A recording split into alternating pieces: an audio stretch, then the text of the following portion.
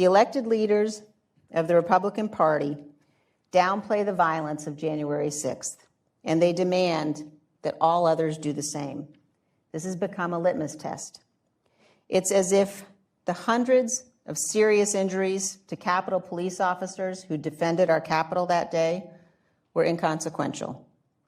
Those who are protecting Donald Trump, elected leaders of my party, are now willing to condemn FBI agents, Department of Justice officials, and pretend that taking top secret SCI documents and keeping them in a desk drawer in an office in Mar-a-Lago or in an unsecured location anywhere was somehow not a problem.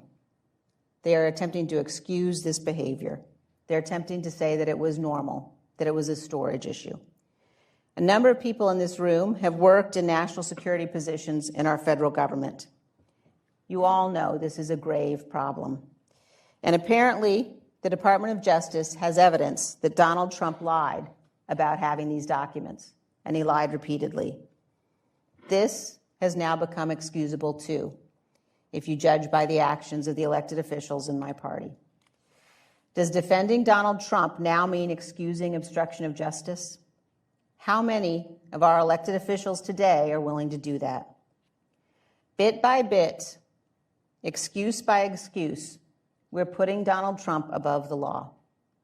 We are rendering indefensible conduct normal, legal, and appropriate, as though he were a king.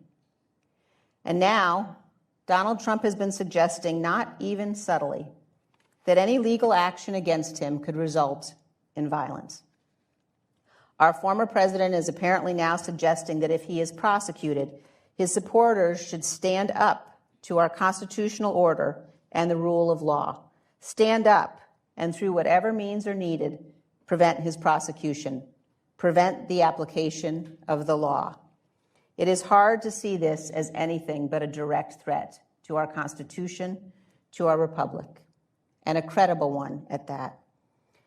One can only wonder, is this where the Republican Party will go next? That prosecution is inappropriate because MAGA will violently oppose it. All of us have an obligation to acknowledge what is happening. Those activities that I have just listed for you, those are the erosion of the rule of law. Thanks for watching our YouTube channel. Follow today's top stories and breaking news by downloading the NBC News app.